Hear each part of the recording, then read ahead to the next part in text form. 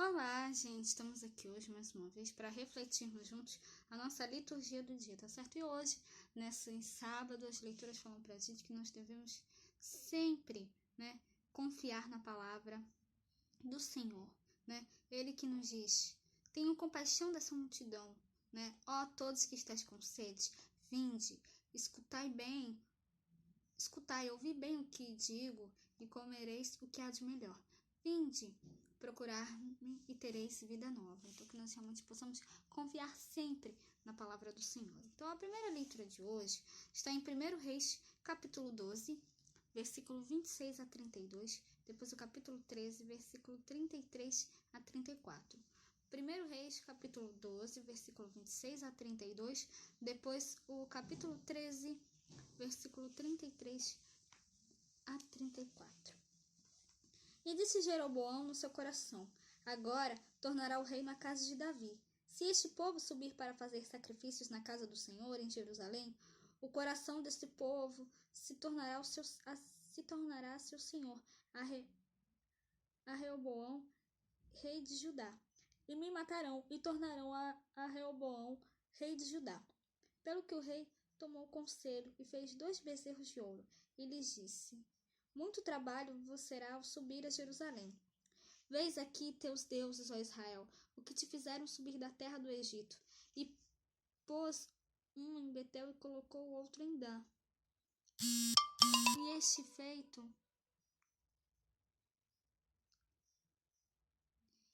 feito se tornou um pecado, pois o que o povo ia até Dan, cada um a adorar. Também fez casa dos altos e fez sacerdotes dos mais baixos do povo, que não eram dos filhos de Levi.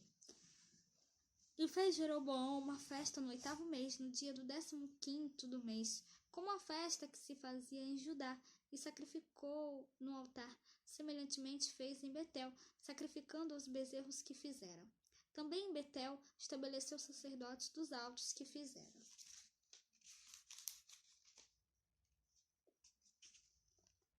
E depois destas coisas, Jeroboão não deixou seu mau caminho.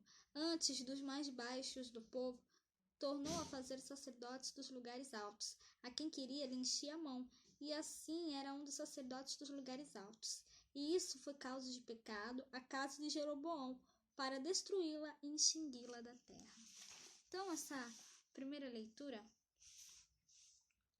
mostra pra gente que às vezes aquilo que se julga ser o melhor a fazer, é o que no fim acaba por fazer mais mal, e atrair sobre justamente aquilo que se queria evitar.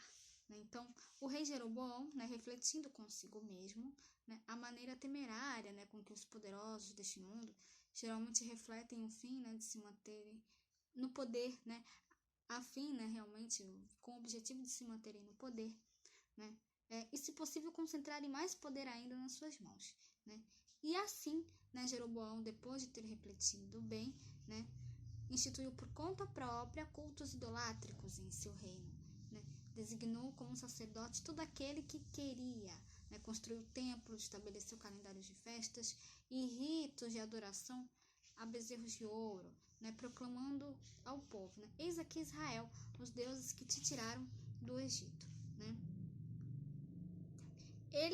A pretensão dele era refletir bem, mas ele não conseguiu isso, Ele não refletiu tão bem quanto imaginou, Então, ele não pensou,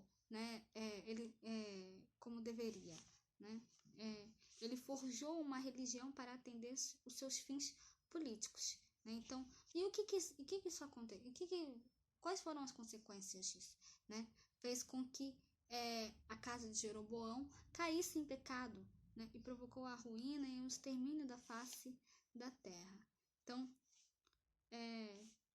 esse é um trecho da história bíblica, Essa é uma passagem que nos mostra qual é a lição que a gente aprende com isso, Que se os meus pensamentos não são os vossos pensamentos, e os vossos caminhos não são os meus, Então, nós devemos pensar, e agir de acordo com os pensamentos de Deus, Os pensamentos de Deus devem ser os nossos pensamentos, os caminhos de Deus devem ser os nossos caminhos. Então, que a gente realmente tire essa lição, né, dessa primeira leitura e não sigamos o exemplo de Jeroboão, né?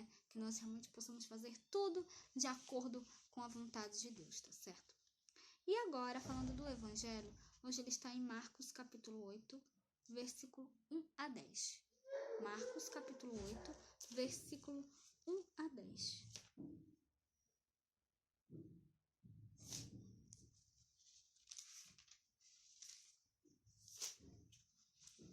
Naqueles dias, havendo muito grande multidão e não tendo que comer, Jesus chamou a si os seus discípulos e disse-lhes: Tenho compaixão da multidão, porque há já 3 dias que estão comigo e não têm que comer.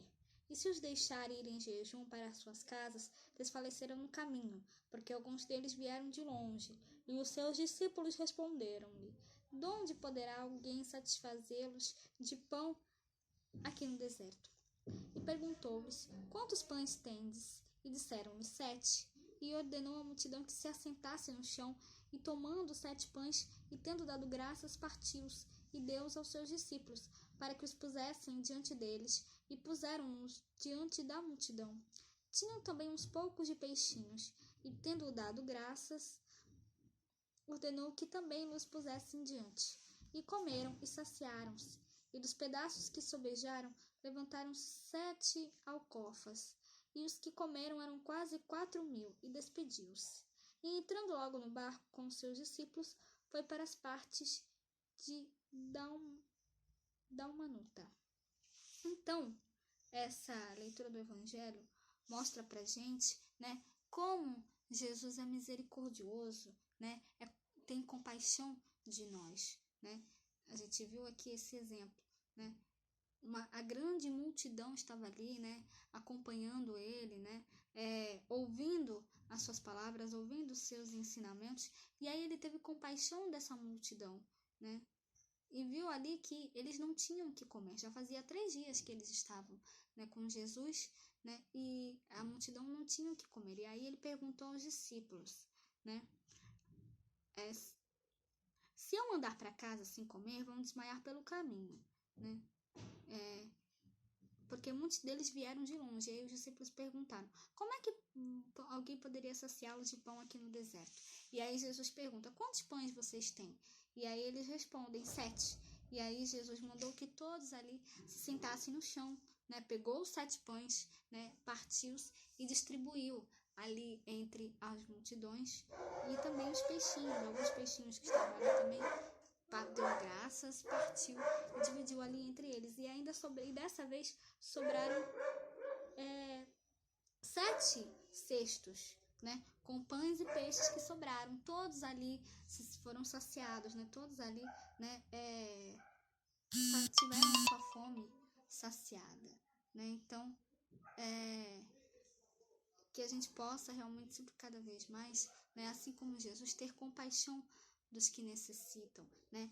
A gente viu aqui a primeira multiplicação de pães, e aqui novamente a segunda multiplicação dos pães, né? Jesus novamente saciando a fome da multidão. Assim como ele saciou a fome da multidão, ele também sacia a nossa fome, né? A nossa fome da palavra de Deus, né? Então que a gente possa realmente sempre, cada vez mais, nos alimentarmos sempre dessa palavra, que é palavra de fé, palavra de vida, palavra de verdade, tá certo? Que nós possamos depositar a nossa fé em Deus, a nossa fé em Jesus Cristo, confiar na sua palavra, tá certo?